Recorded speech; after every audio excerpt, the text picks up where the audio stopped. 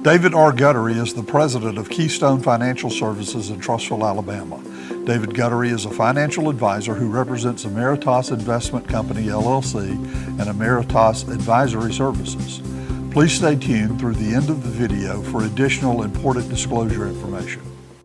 Hello everyone, I'm joined today by David Guttery, president of Keystone Financial Group here in Trussville, for a question that is being hotly debated. David, thanks so much for joining us as always. We're hearing a lot about the state of the economy within the mass business media. So let me ask you, are we in a recession or not? You are the first person to ask me that question so far today. All kidding aside, this question has dominated my recent conversations with clients for months. The answer is that the National Bureau of Economic Research is the only body that is tasked with such a definition. Frankly, it will be several months before we hear from the NBER, but for the time being, we can certainly evaluate the economic metrics that will factor into that determination.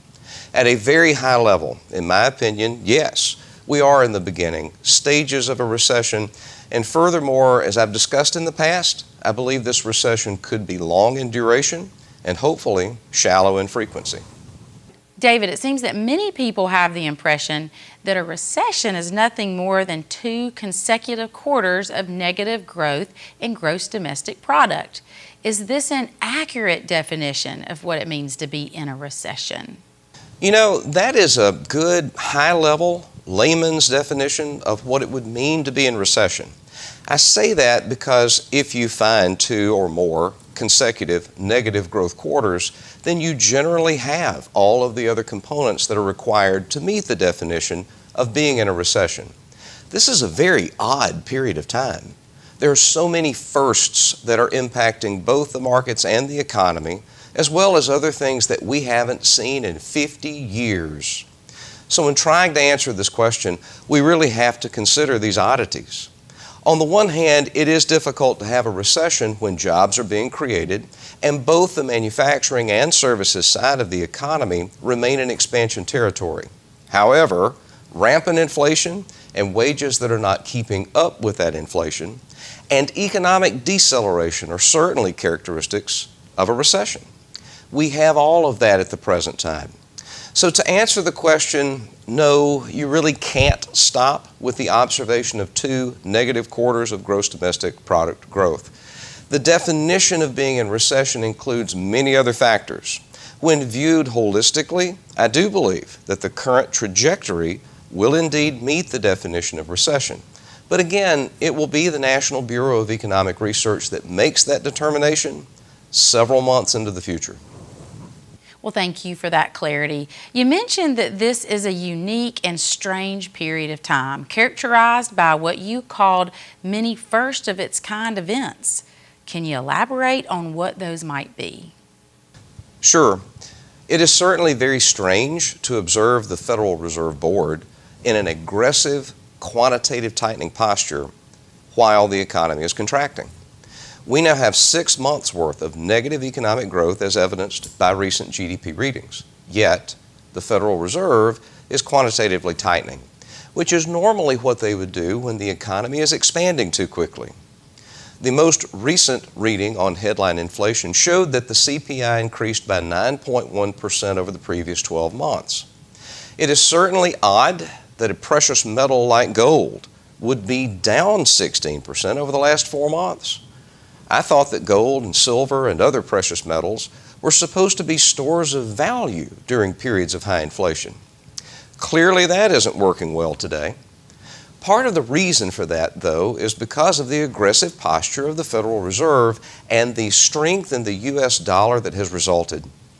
As you can see on this chart, the Bloomberg Dollar Spot Index suggests that the dollar is nearing an all-time relative high against the global basket of currencies. What is most striking, however, is how the dollar has strengthened so quickly. Anything denominated in a strengthening currency will likely go down in value. So yes, we do have inflation at a level that we haven't seen since 1980. And at the same time, we have a precious metal like gold that has historically been a safe haven against inflation, also moving down as a function of significant dollar strength. For the first time in 20 years, the dollar and the euro are at parity. Remember, currency pairings are relative. The weakness in the euro is adding strength to the dollar when you consider the two in tandem. The actions of the Federal Reserve are inherently strengthening the dollar. In the Eurozone, that economy is being adversely impacted by the effects of the war in Ukraine, particularly with regard to energy and food, and Brexit also continues to impact the Eurozone. This has resulted in a very strange period of time, where for the first time in 20 years, the dollar and the euro are at parity. So why is the Federal Reserve taking such an aggressive posture? They are desperately trying to rein in a monster of money that was printed over a 30-month period of time before it becomes incendiary and touches off a period of stagflation. Why did they print so much money? To fund unprecedented spending promulgated by Congress. Why did Congress promulgate such spending? To support an economy that had shut down for the first time in history in response to a disease that no one had ever heard of prior to 2020. For the first time in 50 years, Treasury securities and equities are positively correlated. Normally, when the market is volatile, we're able to turn to such things as Treasury securities for buoyancy and negative correlation, meaning Treasuries are likely moving in a positive direction when the market is moving in a negative direction. We don't have that today because the Federal Reserve is attempting to unwind its balance sheet. And in the process, it's creating significant price distortion. And as a result, prices of treasuries are declining, yields are rising, and this is evidenced by inverted yield curves. Again, very unusual, and something that we haven't seen since 1972. So again, this is just a handful of firsts, but we have them, and because we do, it is virtually impossible to rely on anecdotal evidence and historical models to glean insight into what might happen next. So when we're trying to wrestle with the definition of a recession, we simply cannot rely solely on a high-level layman's definition of 2 negative growth quarters of GDP. We must look more deeply at the components and view them all holistically. Well, can you elaborate on what these economic components are that you are monitoring as you are working with clients? Oh, absolutely. First, let's take a look at our capacity to spend. We know that all non-farm payrolls rose by 5.1% over the most recent 12-month period of time, according to the Bureau of Labor and Statistics. We mentioned earlier that headline inflation over the same period of time was 9.1%. Other things like food, fuel, shelter, and health care have risen by a much faster rate than headline inflation. Therefore, our capacity to purchase these things is going backwards and by an increasingly wider margin every month. Gross domestic product is 70% consumption. Our ability to consume is going backwards. Over the last several weeks, I have absorbed the thoughts of many economists who all suggest that roughly 2/3 of American households are living paycheck to paycheck.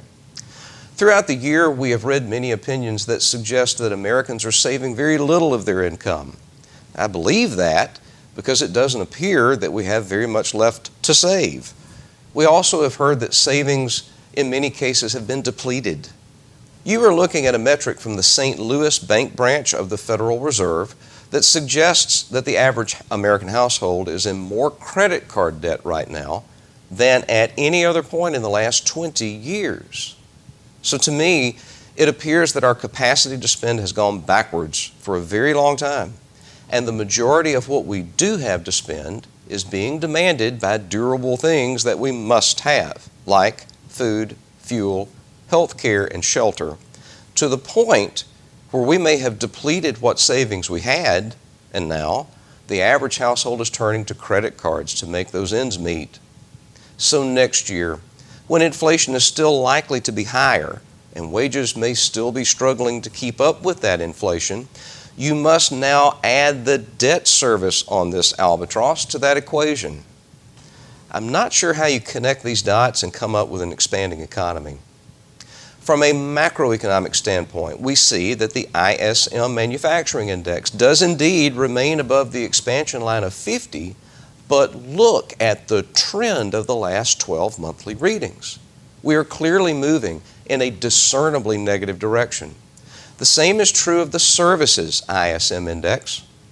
We can look at other metrics too, like housing, durable goods, industrial production, to see confirmation of these trends.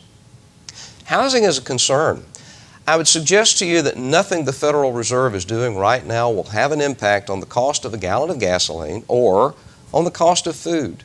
In fact, Chairman Powell has recently admitted that the Fed has no power over these two durable and pervasive areas of inflation. I would contend to you, though, that with every next action, the Federal Reserve is actually adding to housing inflation. Through quantitative tightening, we see that Treasury prices are declining, yields are rising, mortgages are clearly tied to those yields, and they are rising. As a result, mortgage rates have more than doubled from where they were just in mid-February. The Goldman Sachs Housing Affordability Index is at a level that we haven't seen since 1996. As mortgage rates have increased, increasingly greater numbers of families have been priced out of the housing market. This means that rental income is rising. Think about it. If I'm a landlord and the thing that I have is growing in demand, then why wouldn't I raise rents? Shelter is an economically durable thing. You will consume it unless you're living in a Pampers box. So food, fuel, shelter, three durable things that we must have and that you will consume regardless of the state of the economy, are increasing at a rate that is higher than that of headline inflation. The Federal Reserve, by its own admission, can't touch two of them, and they're making the third one worse with each sequential policy action. Lastly, according to the University of Michigan, consumer sentiment is at a level that we haven't seen since 1979. Confident people spend money. People that aren't confident typically don't spend money on things that aren't necessary. And as a result, velocity of money is usually lower. That's exactly what we observe today. So are we in a recession? Well, we'll find the official answer out over the coming months, but for now, looking at the data that will go into that analysis, I am comfortable in suggesting that indeed we are in the beginning phases of a recession that could last for a long time. We will actually produce 2 videos this month as we tackle this subject. Within our next video, we will talk in greater depth about investment strategies that people should consider when navigating recessed economic periods of time. Well, David, as always, thank you for this very timely and useful information. And for additional information, David may be reached through the means listed upon the following screen. For the Trustful Tribune, I'm Brannon Dawkins. David Guttery independently offers securities and investment advisory services through Ameritas Investment Company, LLC, member FINRA, SIPC, and Ameritas Advisory Services. Information provided in today's segment is gathered from sources believed to be reliable. However, its accuracy cannot be guaranteed and should not be interpreted as tax or legal advice. Any performance stated is past performance and is not indicative of future results.